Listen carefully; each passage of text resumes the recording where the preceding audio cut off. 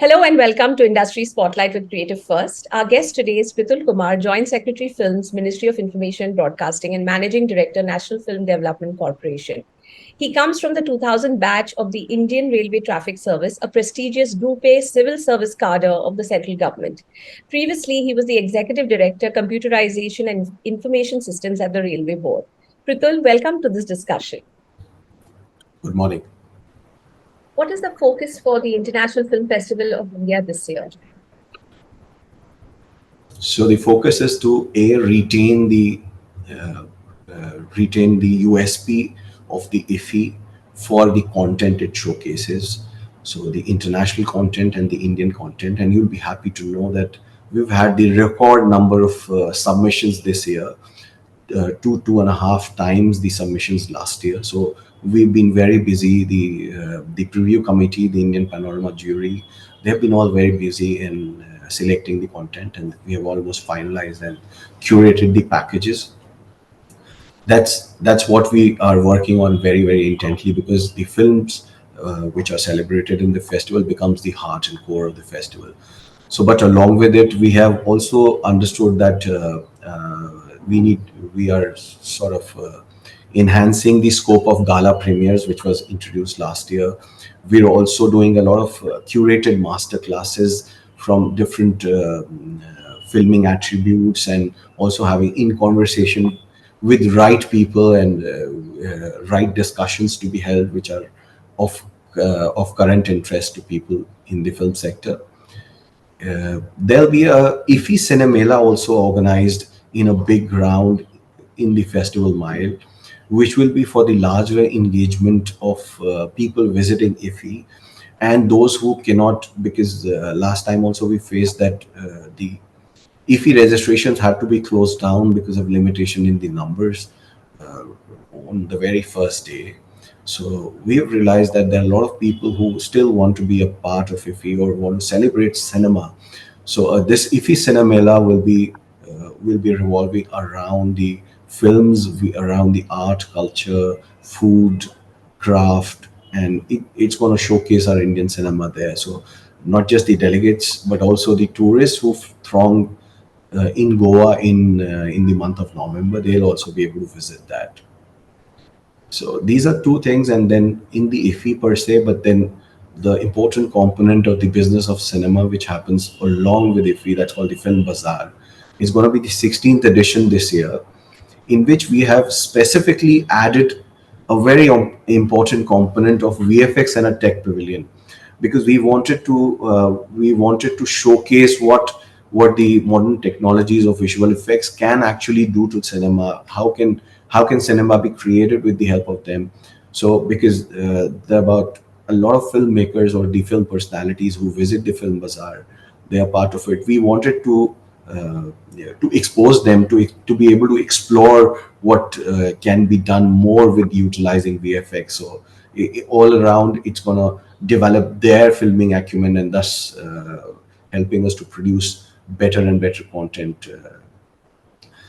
In Film Bazaar this year also, we have sort of added documentary in a big way. So all the co-production market, the screenwriters lab. So there are about 300 curated content which we sort of showcase for sales and distribution across the world in Film Bazaar. So this will also include not just feature films, but this documentaries will also form a part of it, because world over we've noticed that there has been uh, increasing exposure of documentaries to the audiences. Apart from that, we started a new component called Books to Box Office last year. But this time we are curating that, and we are sort of coming out with selected books, curated books, which can be transformed into a screenplay and thus to a film. So it'll be curated, and there'll be curated sessions on that. It'll be an interesting format to watch over this year. Great. There is a sense that countries like Australia, New Zealand, and Thailand are leading on incentives and all round ease of doing business for offshore production.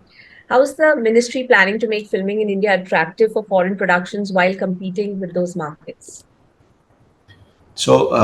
Incentives is a new thing for India. It was launched last year in April in 2022. And the limits were thought about for a good mid-sized film of about 10 crore, and the limits of incentive were 2.5 crores. That way, it was reasonable for a small or a medium budget film. But we understand that as we have given some incentives, and we understand that also that marquee films or bigger budget films also required to be promoted in India. For that, the government is working on considering to enhance the capping manifold, so that better films and bigger budget films can be had in India. And it certainly will sort of change it for the bigger filmmakers and invite them over to shoot in India. Not just shoot in India, the incentives are also being enlarged to for the post production and the visual effects which are being utilized by the filmmakers for their films. So it will also be very, very simplified with minimum number of documents required for certificate for giving out the incentives. So we are working on that, and we can assure you that soon we'll be able to come out with new policies which will help the filmmakers come to India, not just for film shooting, but also for post production work and visual effects. And apart from that, in fact, we are also working with a lot of states, and a lot of states have also given encouraging incentives for the filmmakers. So, as we talk about enhancing the central government's incentives, there are states which coming up like they all have their own incentives for filmmakers to go and shoot there or do the production work over there. Like states like UP have 2 crores limit of incentives. A state like Delhi has 3 crores. So I mean, a lot of states have their own incentives, which is over and above the incentives which will be given by the central government. So I'm sure that with the revised incentives, we'll definitely have more and more people looking towards India to come produce in India.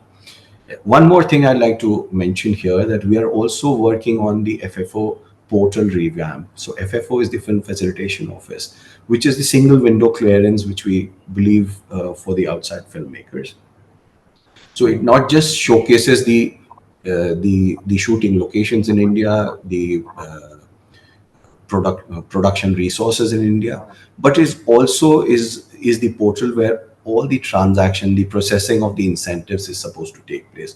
So the contract is already in the verge of being awarded by the Invest India, and we are hopeful that within a year we'll be having a revamped portal where all the incentives will get processed online, and there'll be no need for any physical contact or physical submission of documents, which will go a long way in ease of doing business for people who are interacting in the film sector or doing production in India. So, and apart from that, we are also trying to integrate states by giving them sandboxing, and they can also adopt this online platform if they don't have a IT platform for online incentive clearances. So they'll be sort of be integrated also in a span of 1.5 years, which will provide actually a single window clearance for the entire filming requirements of anybody wanting to come from outside. How has the amendment to the Cinematograph Act benefited the industry from a certification point of view? It has brought about several improvements, and let me just tell you that this amendment was brought after 40 years. So the last amendment had happened in 1983, and now with all the changes taking place in the way the cinemas are being made, in the way the cinemas being displayed, they are being exhibited. So it was the right time, and it was the time when we needed to have a change in the Cinematograph Act. And it helps people now to understand better with content descriptors telling them what is the age appropriateness of the content, so that parents can take a better decision onto it. And along with that, we have also taken away the 10-year period for a certification, and it has been made lifelong. So there's no requirement of recertification. There is also a prescription wherein somebody can go for a recertification so as to air the content on a broadcast, a TV. So because if the film is adult and it is required, some cuts are there. So now it can be, the censor board can be approached, and the edited film can be recertified for airing it on TV. Besides that, generally the Cinematograph Act has also been decriminalized. So there were a lot of provisions which required, even if in an adult film, if a non-adult person is admitted, it required a criminal intervention by the courts. So that has been decriminalized, but then penalty has been put so that it is more implementable and a bigger deterrent to people following the norms of certification. Sir, the recently amended Cinematograph Act provides for measures to tackle piracy. Could you elaborate?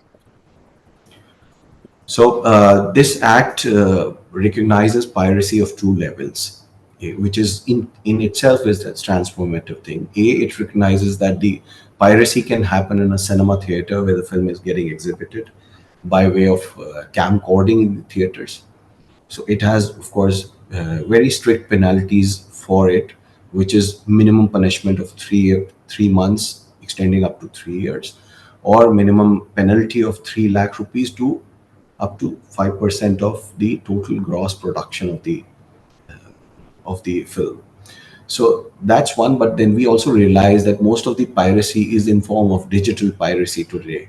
The content is being uploaded on the intermediaries such as YouTube, Twitter, or I mean, the links are being shared there, and that is how the piracy is happening. So the laws have been sort of have been incorporated from the Copyright Act, from the IT Act, and have the provisions have been also made specifically for film piracy in the Cinematograph Act, so that the takedown of content can be there if it is being hosted on an intermediary. There can be penalties of the same level, which we said that even if a person tries to transact, a digital transaction is happening about the pirated content, that is also criminalized in the same way, and the punishments are the same level. So this will sort of go a long way in tackling piracy, and the kind of losses of more than the whole sector's turnover, I think, is being lost by was being lost by piracy. So that's going to come up. And in fact, I would also like to share that this amendment was brought around in August. And if you see that since August, we've been interacting with the producers associations and across the country, and they've been very, very, they felt very, very encouraging that people are turning more to cinema theaters. And who knows, it is probably because of the laws which are tackling for curbing the piracy. They are making the people go more to the theaters. So it's a long way to go, and then we'll be able to take out the subordinate legislation in the next 6 months. And I think a lot will be done to tackle the piracy in India. What is MIB's top three priorities for the creative sector? So as you know, today the content space is transforming, and the content is not just available in cinema theaters, it's not just available on TV, but the content is on demand at the over the internet, through the OTTs, through the intermediaries. So there is a choice available to the consumer as to what content to ingest. So we recognize this fact at the ministry level, and we understand that this has also helped the content to reach a global level, and a content produced anywhere in the country can almost have global footprints. It just requires to be of a certain quality so that it can go ahead and reach wider people.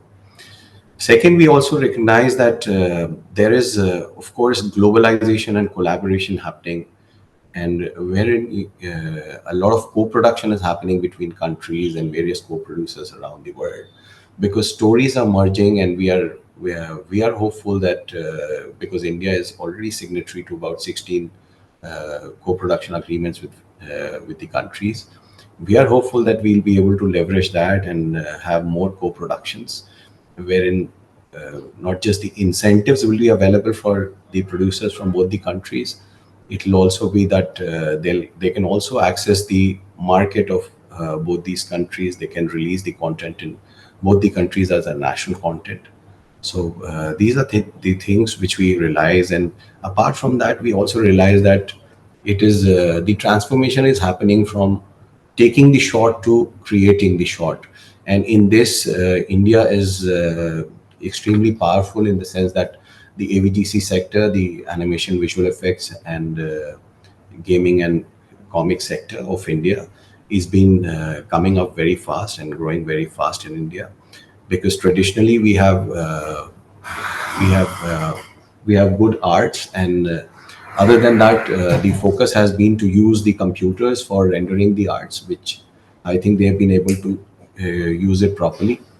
So, recognizing that, the government has set up a task force for AVGC sector so that we can promote and leverage our manpower for the AVGC sector, and enable our AVGC sector not just to create the content for India, but also to create a world-class content internationally. So these are the focus areas which the ministry is working on. How does the ministry plan on contributing to the expansion of regional content and its reach in international markets? So, as you know, that this year has been really good for the Indian content at the Oscars, and the stories which won Oscars were a from Telugu, a song which was appreciated from RRR, and then a story of Tamil Nadu. So the content is no more regional; it's Indian content, which we believe is going to the international markets and getting appreciated. So, we are not just trying to help the filmmakers be at the Oscars, be able to pitch properly at the Oscars, but in the background, we are also helping the state with the central government and the state government. We are trying to give incentives to the filmmakers in the country to be able to produce content which is internationally of international standard. What are the upcoming initiatives that the ministry is on to promote India as the content hub of the world? So, we have been working very seriously in the AVGC sector, which is sort of forms the baseline of now how the modern content is getting created, not just in films, not just for the cinematic exhibitions, but also for OTTs. It also extends to gaming, the content creation, and also for comics. So we realize the power of that sector, and we sort of working out on a. We have already rolled out a model state policy for the state governments to adopt and take out the policies for the promotion of the AVGC sector in their state. The national policy is also being worked on, and then apart from that, we are also working on a national center of excellence and regional center of excellences to be created for replication and for a benchmark for this whole sector. So we realized that by 2030, we every year we would sort of require 2 lakh manpower to be sort of trained and skilled for this sector, because the potential of this sector is immense, and the government understands that this sector is like what IT sector was to India in the 90s. So this is going to be a sunrise sector wherein a lot of work is going to come to India, not just for content creation of films and OTTs as we discussed, but it also will be required for metaverse and these kind of utilities. So that's one part of it in content creation. The other thing which we are working on content creation is that we are helping filmmakers to attend more and more festivals to get exposed. So we are taking regional filmmakers from the Northeast. We took them to Cannes and get them exposed. So the filmmakers can get skilled. They can get exposed to the international content creation, and thus some synergies happen, and the content creation is improved. So, thank you for this discussion, which has been truly inspiring, and we applaud the ministry's work in continuing to invest in the growth of the creative sector in India. Thank you so much for this such insightful questions, and I'm happy that we were actually working on those things and we could respond to that. Thank you so much. And we're really looking forward to the International Film Festival of India. All the best. Thank you so much.